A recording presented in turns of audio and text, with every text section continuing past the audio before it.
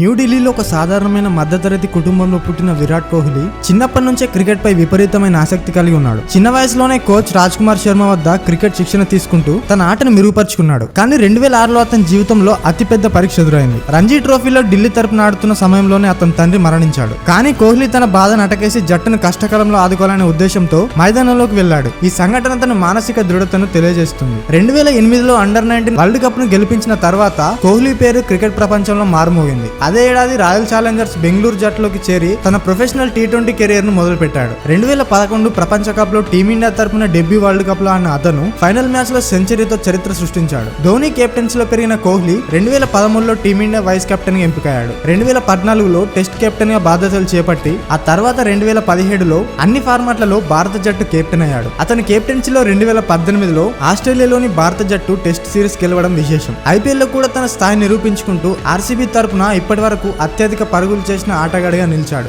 ఆహారంపై కఠిన నియంత్రణ, ఫిట్నెస్ పై అపారమైన శ్రద్ధతో కోహ్లీ ప్రపంచ క్రికెట్ లోనే అత్యుత్తమ బ్యాట్స్మెన్ గా గుర్తింపు పొందాడు. క్రికెట్ పై అతని అంకితభావం, క్రమశిక్షణ యువ క్రికెటర్లకు గొప్ప ప్రేరణగా నిలుస్తుంది. కష్టాలు ఎంతైనా నిజమైన విజయం కోసం ఆత్మవిశ్వాసం ఒక్కటుంటే సరిపోతుంది.